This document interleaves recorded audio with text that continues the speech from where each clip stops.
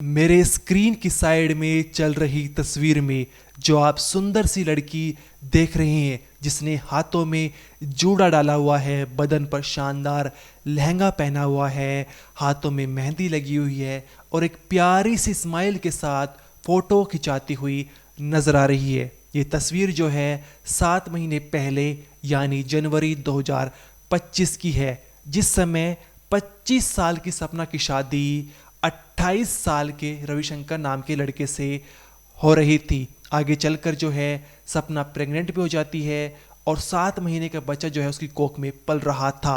लेकिन 2 अगस्त को जो है कुछ ऐसा होता है कि पति रविशंकर जो है अपनी सुंदर सी बीवी को मौत के घाट उतार देता है।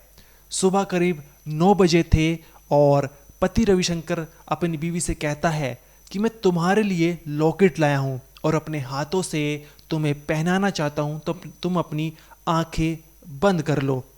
ये बात सुनकर जो है पत्नी सपना बहुत ज़्यादा खुश हो जाती है और बेड से उठकर पति के आगे आकर खड़ी हो जाती है और अपनी आंखें बंद करने लगती है। लेकिन यहाँ पर सपना को बिल्कुल अंदाजा नहीं था कि जो आंखें वो बंद करने जा रही है, ये आंखें उसकी हमेशा के लिए बंद हो जाएगी। और जैसे ही सपना अपनी आंखें मूंदती है, तुरंत पति जो है वो जेब से चाकू निकालता है और गले में लॉकेट पहनाने के बजाय उसका गला चाकू से रेत देता है। सपना चिल्ला रही होती है, चीख रही होती है और इसके बाद जो है पति रविशंकर यही नहीं रुकता, उसकी पेट, छाती, शरीर के अलग अलग हिस्सों पर जो है चाकू से वार करता है और बेरहमी से उसकी हत्या कर देता है।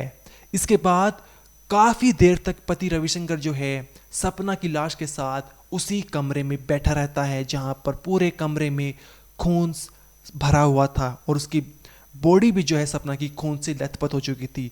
और इसके बाद करीब 11 बजे वो पुलिस को फ़ोन करता है और कहता है कि मैंने अपनी बीवी की हत्या कर दी है और तुम जो है इसकी डेड बॉडी उठा कर ले जाओ। आप उसकी तस्वीर देख भी सकते हैं जहां पर आप देख पा रहे होंगे कि उसको किसी भी बात का कोई शिकवा नहीं है, कोई गम नहीं है। वो बिल्कुल चौड़ा होकर यहाँ पर बैठा है और कह रहा है कि मैंने ही अपनी पत्नी की जो वो हत्या कर दी है। सीना चौड़ा करके यहाँ पर वो बैठा हुआ है। इसके बाद जो है जब आप सपना की कहानी जानेंगे तो आपकी आंखों में जो है आंसू आ जाएंगे, क्योंकि मात्र 7 साल की थी सपना जब वो अपने माता पिता को खो चुकी थी और अब जो है वो शादी से पहले वो अपनी बड़ी दीदी सरिता और जीजा मुन्ना के साथ रहती थी। और 2 अगस्त को यानी वारदात वाले दिन भी वो अपनी दीदी के घर पर ही आई हुई थी। अब सवाल उठता है कि घर के जो सदस्य थे यानी उसके जीजा और दीदी जो थी, वे जब पति रविशंकर सपना की हत्या कर रहे थे तो उस समय कहाँ पर थे, वे घर में क्यों मौजूद थे या नहीं थे। इसके पीछे का कारण बताएंगे। साथ ही जो है रविशंकर ने अपनी सुंदर सी बीवी की क्यों हत्या कर दी, इसके पीछे का क्या कारण छिपा है, क्यों उसके हाथ जरा से भी नहीं कांपे, क्यों उसका दिल जरा सा भी नहीं पसीजा। 7 महीने पहले शादी हुई थी और उसने जो है सिर्फ सपना की नहीं बल्कि 7 महीने का जो बच्चा सपना की कोख में पल रहा था उसकी भी हत्या कर दी, उसको भी इस धरती पर जन्म नहीं लेने दिया। आखिर रविशंकर के दिमाग में क्या चल रहा था, इसके पीछे के जब आप कारण जानेंगे तो आप चौंक जाएंगे, आपके रोंगटे खड़े हो जाएंगे। तो नमस्कार, मेरा नाम अनिरुद्ध पवार, आप देख रहे हैं क्राइम तक। ये जो पूरा मामला है वो यूपी के मेरठ जिले का है। यहाँ पर एक इलाका है भावनपुर जहाँ पर रविशंकर रहता था और कुछ ही दूरी पर जो है गंगानगर एक इलाका है मेरठ के जिले में। यहाँ पर सपना जो है वो अपनी दीदी और जीजा के साथ रहती थी। मात्र 7 साल की थी सपना जब उसके माता पिता खो चुके थे और उसके बाद जो है जीजा मुन्ना ने जो है इस सपना को पाल पोस कर बड़ा किया और जीजा मुन्ना ने जो है वो जनवरी 2025 में सपना की शादी जो है वो रविशंकर नाम के लड़के से करा दी थी। रविशंकर जो है जनरल स्टोर चलाता है। आगे चलकर सपना प्रेग्नेंट हो जाती है और तस्वीर में आप देख सकते हैं कि दोनों मियां बीवी बहुत ज़्यादा खुश लग रहे हैं। लेकिन आखिर 2 अगस्त को ऐसा क्या हो जाता है जिसके चलते यह हत्या हो जाती है। अब 26 जुलाई को जो है सपना अपनी दीदी के यहाँ पर आ जाती है, तीज का त्यौहार था इसके चलते।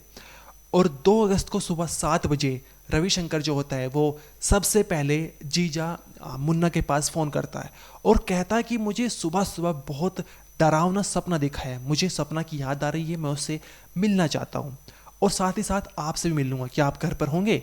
तो जीजा मुन्ना कहता है कि नहीं, मैं तो काम के सिलसिले से बाहर जा रहा हूँ। इसके बाद रविशंकर पूछता है तो बच्चे कहाँ पर होंगे? तो जीजा मुन्ना बताता है कि बच्चे तो स्कूल जाएंगे, वे भी घर पर मौजूद नहीं होंगे। तो यहाँ पर रविशंकर फ़ोन काट देता है और कहता है ठीक है, कोई नहीं, मैं सपना से मिल लूँगा। इसके तुरंत बाद जो है वो सपना को कॉल मिलाता है और कहता है कि बहुत ज़्यादा डरावना सपना मुझे दिखा है, मैं तुमसे मिलना चाहता हूँ। और सेम सवाल जो है वो रिपीट करता है कि जीजा कहाँ पर होंगे, बच्चे कहाँ पर होंगे, दीदी कहाँ पर होंगी। ये सारे सवाल जो वो अपनी बीवी से भी पूछता है, लेकिन यहाँ पर सपना को इन सारे सवालों में कुछ ऐसा खटकता नहीं है, कुछ ऐसा महसूस नहीं होता। वो सारे सवालों के जवाब दे देती है और कहती है कि हाँ, तुम मुझसे मिलने आ जाओ। सुबह करीब 9 बजे थे और रविशंकर जो है वो मिलने चला जाता है अपनी बीवी सपना से। यहाँ पर जैसे कि मैंने आपको बताया कि बच्चे स्कूल गए हुए थे और जो जीजा था मुन्ना वो काम के सिलसिले में बाहर गया हुआ था। लेकिन जो दीदी थी सरिता, यानी सपना की बड़ी बहन, वो बाहर जो है पड़ोसियों के साथ घर के बाहर कपड़े धो रही थी और पति रविशंकर जो है सीधे फर्स्ट फ्लोर पर जाता है, उस कमरे पर जहाँ पर सपना मौजूद होती है। सपना बेड पर लेटी होती है और वो तुरंत वो कहानी बताता है कि मैं तुम्हारे लिए लॉकेट लाया हूँ और अपने हाथों से तुम्हें लॉकेट पहनाना चाहता हूँ, तुम अपनी आंखें बंद कर लो। और बेड से उठकर जैसे ही सपना रविशंकर के आगे खड़ी होती है और अपनी आंखें बंद करती है तो पति रविशंकर जो है चाकू निकालता है जेब से और गला रेत कर उसकी हत्या कर देता है। यहाँ पर सपना चीख रही होती है, चिल्ला रही होती है, तड़प रही होती है, लेकिन पति रविशंकर बिल्कुल नहीं मानता। उसका दिल जरा सा भी नहीं बसीता, हाथ जरा से भी नहीं कांपते और वो शरीर के अलग अलग हिस्सों, पेट, छाती, यहाँ पर वार करता है और मौत के घाट उतार देता है। इसके बाद काफ़ी देर तक वो बैठा रहता है उसी कमरे में जहाँ पर सपना की बॉडी जो है खून से लथपथ हो चुकी थी। उसकी आप तस्वीर भी देख सकते हैं कि यहाँ पर रविशंकर को किसी बात का शिकवा नहीं, किसी बात का गम नहीं है। और 11 बजे वो पुलिस को फ़ोन करता है, पुलिस मौके पर पहुंचती है। जब पुलिस घर के बाहर पहुंचती है तो सबसे पहले सरिता दिखती है उन्हें और सरिता से कहती है कि आपके घर से जो है हमें एक फ़ोन कॉल आया जहाँ पर रविशंकर नाम का आदमी कह रहा है कि उसने जो है अपनी बीवी की हत्या कर दी है। यानी सरिता को अपनी बहन की हत्या के बारे में अभी तक कुछ पता नहीं चला था। उसको जो फर्स्ट इन्फॉर्मेशन मिली थी वो पुलिस के द्वारा ही मिली थी।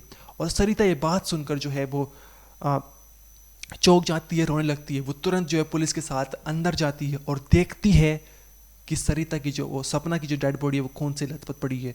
पूरा कमरा जो है खूनम खून हुआ पड़ा है और पति जो है रविशंकर वो बैठा हुआ जैसे उसे किसी बात का डर ही नहीं है। पुलिस उसे अरेस्ट कर लेती है, बॉडी पोस्टमार्टम के लिए भेज देती है और साथ ही जो है पड़ोसी जो होते हैं वो मुन्ना को, जीजा जो मुन्ना, उसको फ़ोन कॉल कर बताते हैं कि ऐसा ऐसा तुम्हारे घर में हो चुका है। वो भी पहुंचता है और वो पूरी कहानी बताता है कि हमें कुछ भी 7 महीने के दौरान ऐसा कुछ महसूस नहीं हुआ कि रविशंकर के दिमाग में कुछ चल रहा हो जिसके चलते उसने हत्या कर दी हो। लेकिन सवाल उठता है कि आखिर उसने हत्या क्यों की। तो यहाँ पर शुरुआती जांच में जो सामने निकल कर आया है वो ये है कि रविशंकर को जो है शक था कि शायद हो सकता है कि बीवी का जो है कहीं बाहर अफेयर चल रहा हो। अब इस बात में कितनी सच्चाई है ये जांच का विषय है, लेकिन शुरुआती जांच में यही कारण सामने निकल कर आया है कि जहां पर पति रविशंकर को जो है ये शक था कि उसकी बीवी का कहीं बाहर अफेयर चल रहा हो।